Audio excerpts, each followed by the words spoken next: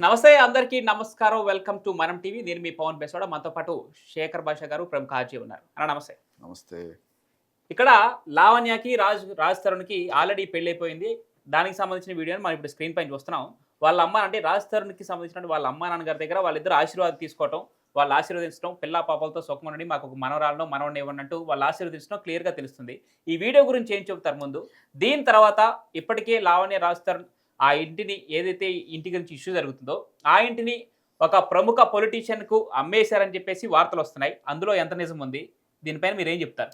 So, first దీని గురించి చెప్తా. అసలు ఈ వీడియో ఆవిడ పంపించాల్సిన అవసరం ఏమొచ్చింది ఇప్పుడు ఉన్న పళంగా అంటే, మనం 164 స్టేట్మెంట్ ఒకటి పట్టుకొచ్చాం. ఈవిడ జడ్జి ముందు ప్రమాణం చేసి 2023 జూలై 7న గుంటూరు అడిషనల్ కోర్టు జడ్జి ముందు ప్రమాణం చేసి, అయ్యా నాకు పెళ్లి కాలేదు, నా పేరు మన్నేపల్లి లావణ్య, మా నాన్న పేరు సోన్సో అని చెప్పి, మస్తాన్ సాయికి నాకు కొన్నాళ్ళ నుంచి పరిచయం ఉంది, అతనికి పెళ్ళయిందని తెలుసు, నాకు అతనికి ఒక కొడుకున్నాడని కూడా తెలుసు, అయినా కూడా ఆవిడతో వాళ్ళ ఆవిడతో సపరేట్ అయిపోయాడట, కొడుకుని వాళ్ళ అమ్మ నాన్న బాధ్యతలు తీసుకుంటున్నారు, సో ఈ నేపథ్యంలో నా కొడుకు బాధ్యత నీకు ఉండదు, మన ఇద్దరం హాయిగా ఉండొచ్చు అని నాతో చెప్తే, అప్పుడు నేను మనస్ఫూర్తిగా మస్తాన్ సాయిని అంగీకరించాను అని చెప్పింది.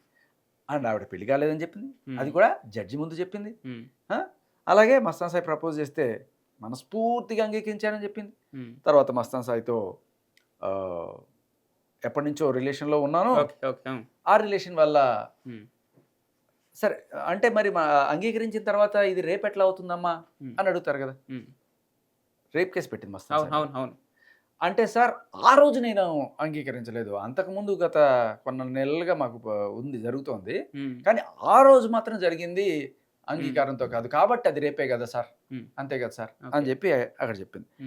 అయితే మరి రేపు జరిగింది అంటున్నావు కదా, పోనీ అది కూడా అనుకుందాం, ఇప్పుడు చట్టాలు అట్లా ఉన్నాయి, సరే 10 రోజులు కాపురం చేసి 11వ రోజు నాకు ఇష్టం లేకుండా చేసావు కాబట్టి అది రేపు అన్నావు అనుకుందాం. మరి అది జరిగిందని చెప్తున్నావు కదా, పోనీ దానికోసమైనా నెక్స్ట్ రోజు నువ్వు ఏప్రిల్ 1న కంప్లైంట్ పెట్టావు, 2వ తేదీ వచ్చి లేకపోతే కనీసం 3వ తేదీ అయినా వచ్చి వారం రోజుల లోపల కనీసం వచ్చి మెడికల్ టెస్ట్ చెప్పించుకుంటే నీకు జరిగింది రేపో కాదో అనేది అర్థమవుతుంది కదా, అసలు సంభోగం అనేది జరిగిందనేది డిసైడ్ చేయాలి కదా పోలీసులు, మరి ఎందుకు మీరు కోఆపరేట్ చేయలేదు అని చెప్పి అక్కడ సిఐ కూడా అడిగారు. అడిగినప్పుడు అంటే ఏప్రిల్ 1న నువ్వు 3 నెలల తర్వాత జూలై 7న వచ్చి జడ్జి ముందు ప్రమాణం చేసి చెప్తున్నావు, మరి ఇప్పుడు ఎమ్మెల్సీ చేసినా ఉపయోగం లేదు కదా, ఎందుకు అమ్మా చేయలేదంటే, సార్ మీకు తెలుసు కదా సార్, ఇతనితో నాకు ఎప్పటి నుంచో రిలేషన్ ఉంది, సో అలా ప్రెగ్నెన్సీ కూడా వచ్చింది, సో ఒక ప్రెగ్నెంట్ అమ్మాయిని అయ్యుండి నేను ఎమ్మెల్సీ చేర్చుకోవడం సేఫ్ కాదని భావించి నేను రాలేదు అని కవరప్ చేసుకుంది.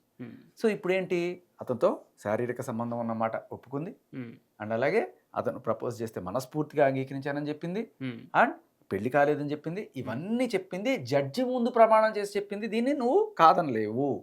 164 స్టేట్మెంట్ ఈస్ బైండింగ్, నీ దగ్గర ఇంకెవరి దగ్గర చెప్పినా కుదరదు.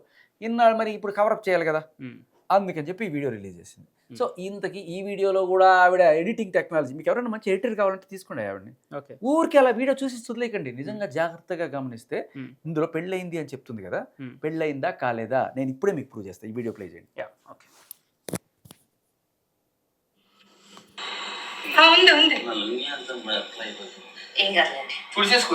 సో బేసికలీ ఇది ఒక ఏదో పండగ రోజు, వినాయక చవితి ఏదో పండగ రోజున ఏదో పూజ జరిగింది వాళ్ళ ఇంట్లో, పూజ జరిగినప్పుడు మేబీ వాళ్ళు అప్పుడు ఫ్రెండ్స్గా ఉన్నారో లేకపోతే నిజంగా రిలేషన్లో ఉన్నారో వాట్ ఎవర్ ఉన్నారు అనే విషయం వీళ్ళకి కూడా తెలిసి ఉండొచ్చు, పెద్ద తప్పేం లేదు, ఆశీర్వాదం తీసుకుంటే తప్పేం లేదు.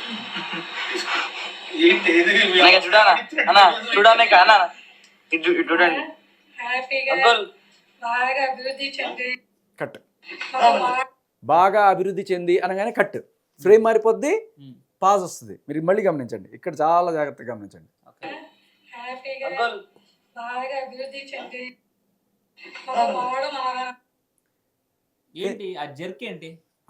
అదే editing technology of Lavanya. Okay, ఇప్పుడు మీరు పూర్తిగా చూడండి. Okay,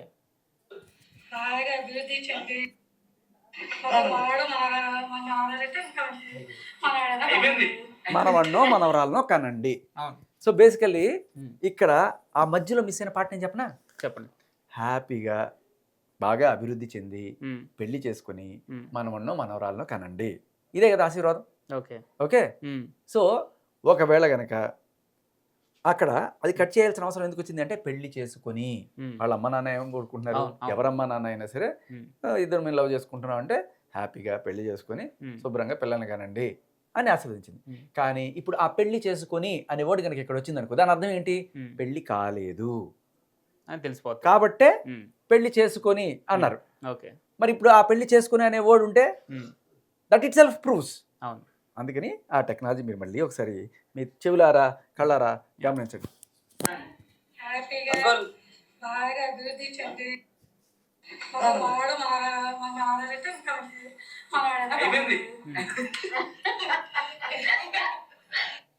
okay. అబ్బాయి ఈ దారుణాలు మనం ఎక్కువ చూస్తున్న ఫస్ట్ టైం కాదు. మస్తాన్ సాయి జైల్లో ఉన్నప్పుడు ఒక ఆడియో పట్టుకొచ్చింది ఆవిడ. చూడండి మస్తాన్ సాయి ఆడియో, నేను జైల్లో మస్తాన్ సాయితో కన్వర్ట్ చేసుకుని చూస్తున్నాను, నేను ఎంత మంచిదాన్ని అని చెప్పన్నప్పుడు కట్ చేస్తే ఆ నెక్స్ట్ రోజు మనం ఒరిజినల్ ఆడియో పట్టుకొచ్చాం. ఓకే, దాంట్లో ఈవిడ చూపించింది 3.5 నిమిషాల ఆడియో, మనం తీసుకొచ్చింది 4.5. ఆ తర్వాత ఆవిడ మధ్యలో లేపేసిన పార్ట్లు, తర్వాత చివరి పార్ట్ మొత్తం క్లియర్గా చూపిస్తే మస్తాన్ సాయి క్లియర్ కట్గా ఆవిడదే తప్పు అని చెప్తున్నాడు. ఇక్కడ సో అది మనం కళ్ళారా చూసాం, పచ్చి మోసం ఎలా చేస్తుంది, ఎడిటింగ్లో ఎలా చేస్తుంది అని చెప్పి. వాట్సాప్ చాట్లు కూడా క్రియేట్ చేస్తుంది. ఎలా తెలుసా, ఇప్పుడు నీకు నాకు మధ్య శేఖర్ భాష పవన్ దగ్గర 1 లక్ష రూపాయలు తీసుకొని ఈ వీడియోకి సంబంధించి ఇట్లా చెప్పాడు అని చెప్పడానికి ఏంటంటే 2 ఫోన్లు ఉంటాయి ఆవిడ దగ్గర. ఒక దాంట్లో పైన పవన్ అని ఒక నెంబర్ ఫీడ్ చేస్తుంది, ఇంకో దాంట్లో శేఖర్ భాష అని నెంబర్ ఫీడ్ చేస్తుంది. మన ఇద్దరిని చాట్ చేసుకున్నట్టు ఆవిడే చాట్ చేసుకుంటుంది. ఓకే, చేసుకొని మీడియా ముందుకు వచ్చి సార్ చూడండి సార్, ఇది చూడండి సార్ అని చెప్తుంది. సో ఇది ఆవిడ టెక్నాలజీ. అసలు మామూలు ఫ్రాడ్ కాదు, భయంకరమైన ఫ్రాడ్. ఇది చూడండి ఎలా నమ్మించడానికి ప్రయత్నం చేస్తుంది. ఇక్కడ నిన్న హర్యానాకి రాజ్ తరుణ్కి సంబంధించినటువంటి ఒక ఆడియో వైరల్ అవుతుంది. దాంట్లో అసలు ఏం జరిగింది మేమైతే వినేసాం, కానీ దాని వెనక ఉన్నటువంటి ఆ బ్యాక్ స్టోరీ ఏంటని మాత్రం మీ దగ్గర నుంచి తెలియాలి. అంటే ఇప్పుడు హర్యానాకి రాజ్కి సంబంధం ఉంది అని ఇన్నాళ్ళ తర్వాత ఆవిడ ప్రూవ్ చేద్దాం అనుకుంటుంది. ఎందుకు, సరే ఇంతకుముందు మాళవి మల్హోత్రాతో సంబంధం ఉంది, ఎందుకంటే పాపం హర్యానాకు కూడా ఇంట్లో వాటా ఉంది. ఓకే, ఇప్పుడు రాజ్తో ఆవిడ సంబంధం పెట్టుకుంది కాబట్టి ఆవిడకి ఇంట్లో వాటా ఉంది అని చెప్పి ఆవిడ క్లెయిమ్ చేస్తుంది కదా. పాపం హర్యానాకు కూడా సంబంధం ఉంది అని చెప్పే కదా ఆవిడ ప్రూవ్ చేస్తుంది. మరి హర్యానాకి వెళ్ళి ఇచ్చేద్దాం, లేకపోతే మా మాళవి మల్హోత్రాకు ఒక సగం, హర్యానాకు ఒక సగం ఇచ్చేద్దాం. సో ఇక్కడ అంటే లావణ్యకి సంబంధం పెట్టుకుంటే లావణ్యకి ఇల్లు ఇచ్చినప్పుడు మాళవి మల్హోత్రాకు సంబంధం ఉందని ఆవిడ చెప్తున్న నేపథ్యంలో, హర్యానాకి సంబంధం ఉందని ఆవిడ చెప్తున్న నేపథ్యంలో హర్యానాకు కొంత, మాళవి మల్హోత్రాకు కొంత, మరి హెబ్బా పటేల్కి కూడా కొంత, ఇలా ఆవిడ ఎవరెవరితో రాజ్ తరుణ్కి సంబంధాలు ఉన్నాయని చెప్పింది వాళ్ళందరికీ ఇంట్లో వాటేద్దాం. సో మనం మునకాలతో కూడా వెళ్ళింది. అంటే ఎందుకంటే ఇక్కడ ఆవిడ ప్రూవ్ చేస్తున్నప్పుడు అంటే వాళ్ళతో సంబంధం ఉంది, వీళ్ళతో సంబంధం ఉంది ప్రూవ్ చేసుకుంటుంది, కానీ ఆవిడతో సంబంధం ఉందని ఎక్కడ ప్రూవ్ చేసుకుంటుంది. ఇక్కడ ఒకటే డౌట్ ఏంటంటే ఈ టైంలో ఎందుకు రిలీజ్ చేస్తుంది వాటిని. కరెక్ట్, ఎప్పుడైతే ఇల్లు వాళ్ళ నాన్న వాళ్ళ అమ్మ వాళ్ళ ఇంట్లోకి ఎంట్రీ ఇచ్చారో, సో ఆవిడకి ఇష్టం లేదు.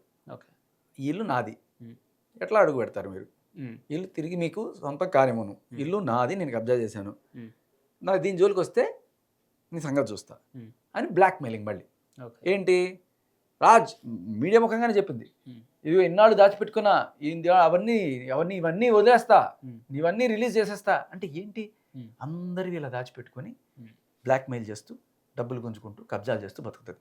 ఆఖరికి పోలీసులు కూడా బ్లాక్మెయిల్ చేస్తుంది ఆవిడ. ఆయన ఎవరో పాపం వీడియోలు పెట్టుకొని ఆయన పాపం ట్రాన్స్ఫర్ అయింది కదా ఆ స్టేషన్కి సంబంధించిన ఆయన, ఆ రకమైన బ్లాక్మెయిల్ కాదు. ఇప్పుడు ఏమీ లేదనుకో నేను బ్లాక్మెయిల్ చేయడానికి, నేను సూసైడ్ చేసుకుని చచ్చిపోతాను నీ పేరు రాసి, అది కూడా బ్లాక్మెయిల్.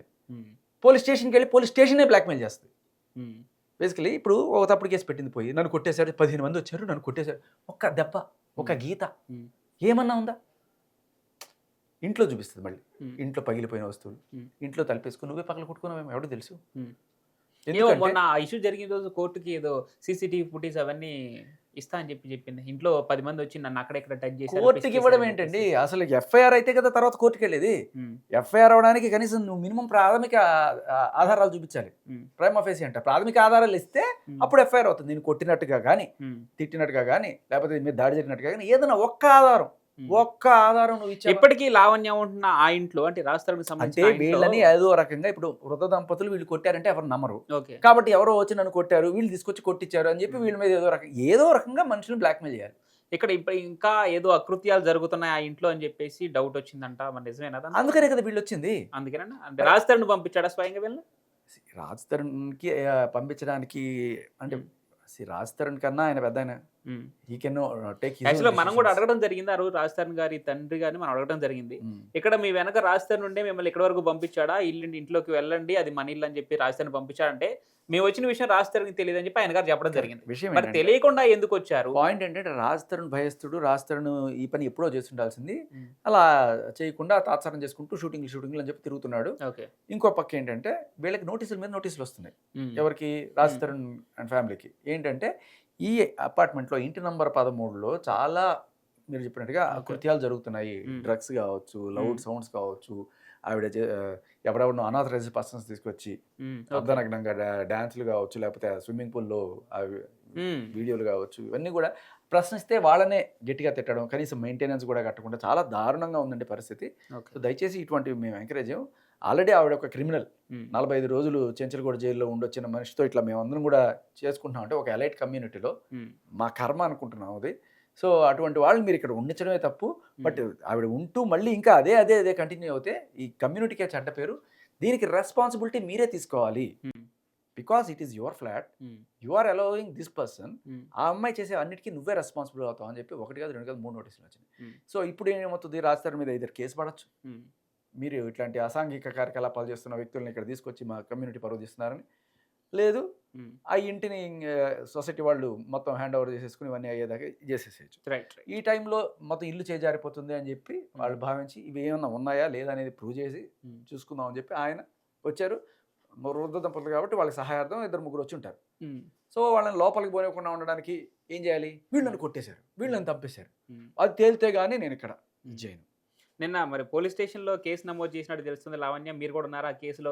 మీ మీద కూడా ఉందా? నమోదు చేసుకున్నామండి. నమోదు అంటే ఏముంది? కంప్లైంట్ ఇవ్వడం. కంప్లైంట్ ఇస్తే తీసుకోలేదనే కదా ఇప్పుడు నేను వెళ్ళి చచ్చిపోతా అంటే ఏంటి? బెదిరిస్తావు. నీకు ఇన్నాళ్ళు పబ్బం గడిచింది, ఎవరో ఉన్నారు నీకు తెలిసిన వాళ్ళు కాబట్టి రామ్మా రా, రాగానే మేము కేసు పెట్టేస్తామని చెప్పి పెట్టారు. తెలుసు కదా. సో ఇంకా ఎంతమంది ట్రాన్స్ఫర్ అయిపోవాలి, ఎంత చెడ్డపేరు రావాలి ఒక స్టేషన్కి? రైట్. సో ఇప్పుడు హర్యానా కాల్ బయటకు వచ్చింది కదా, అది ఏంటంటే మీకు చాలా రోజుల క్రితం లావణ్యది ఒక కాల్ వచ్చింది. చింటూ మంచం కోళ్ళు, చాలా ఫేమస్ కాల్ అది. ఓకే. చింటూ లావణ్య వాళ్ళ గత స్మృతులను నెమరు వేసుకుంటూ ఆ రోజున మంచం కోళ్ళు ఎందుకు నీ తలకి తగిలాయి అని చెప్పి చింటూ గారు వాళ్ళ సరస సంభాషణలని చెప్తూ ఉంటాడు. చెప్తుంటే సరే తర్వాత 5 ఏళ్ల తర్వాత ఏంటి ఇప్పుడు పరిస్థితి, ఇప్పుడు కూడా నువ్వు నాకు అంతేనా అంటే అప్పుడు ఇప్పుడు ఎప్పుడు నువ్వే చింటూ, నాకు అలాగే ఉండాలని ఉంటుంది ఇది వచ్చే అని చెప్పి చెప్తుంది. ఓకే. సో ఇదేంటమ్మా అని చెప్పి బయటకు వచ్చిన తర్వాత ఆవిడ సమాధానం చెప్పుకోవాల్సిన పరిస్థితి. సో అప్పుడు సమాధానం పాపం ఆవిడ ఏం చెప్పింది మీరందరూ తప్పుగా అర్థం చేసుకున్నారు. ఇది మస్తాన్ సాయిని ఉడికించడానికి నేను చింటూ కలిసి ఇలా కావాలనే కాన్వర్జేషన్ మాట్లాడి అది మస్తాన్ సాయికి పంపించి వాడిని ఉడికించాం. అదేంటమ్మా నీ మొగుడు రాజ్ తరుణ్ అంటున్నావు కదా, మరి వాడిని ఉడికించడం ఏంటి అని చెప్పి కూడా డౌట్లు వచ్చింది. మరి దానికి ఇంకేదో కవర్ పేజ్ వేసింది. బట్ బేసికలీ ఏంటంటే అది నిజం కాదు. ఆ మంచం కోళ్ళు అనేది ఆవిడ క్రియేట్ చేసింది. ఎందుకు అంటే మస్తాన్ సాయిని వదిలించుకోవడానికి. మస్తాన్ సాయిని నా ఎంబడబడుతున్నాడు, వాడిని ఎలా వదిలించుకోవాలి అని చెప్పి నేను ప్లాన్ చేసి నాకు వీడితో సంబంధం ఉందని చెప్పడం వల్ల వీడు నన్ను వదిలేస్తాడు అనే ఒక అద్భుతమైన ఐడియా. సిమిలర్లీ లావణ్య నుంచి నేర్చుకున్న రాజ్ తరుణ్ హర్యానాతో నాకు సంబంధం లేకపోయినా కూడా, ఏ విధంగా అయితే ఈవిడికి చింటూతో సంబంధం లేకపోయినా కూడా నాకు ఉంది అని పాపం ఆవిడ మీద ఆవిడ వేసుకొని మస్తాన్ సాయిని దూరం చేసుకుందాం అనుకుందో, ఇలాంటి ఈ దరిద్రాన్ని నేను కూడా వదిలించుకుందాం అని చెప్పి రాజ్ తరుణ్ హర్యానాతో నాకు ఉంది అని చెప్పి వాళ్ళిద్దరి మధ్య ఒక కాన్వర్సేషన్. మరి ఇంత దారుణంగా మంచం కోళ్ళు లేదులేండి, వాళ్ళు డైరెక్ట్ గానే మాట్లాడారు. వీళ్ళు నేను తెలియతే అట్లా లేవు కదా, వాళ్ళు డైరెక్ట్ గా వీళ్ళిద్దరు కలిసి ఫోన్ చేశారు. తనకు ఫోన్ చేసి మేము ఇద్దరం రిలేషన్ లో ఉందాం అనుకుంటున్నాం, you get out of this అన్నట్టుగా డైరెక్ట్ గా చెప్పేశారు. సో ఆ రకంగా మనం చూడాలి తప్ప, అంటే లావణ్యకి తెలియదా ఇదంతా? ఇదే మోడస్ ఆఫ్ ఆపరండి. అంటే ఆవిడే నీవు నేర్పిన విద్య నీరజాక్షి అన్నట్టుగా పాపం ఆవిడ దగ్గర నుంచి నేర్చుకున్న రాజ్ తరుణ్ అలా ఇంప్లిమెంట్ చేశాడు. ఏమో అది సమాధానం దొరుకుంటుంది మీకు, లావణ్య గారికి కూడా. రైట్. Thank you.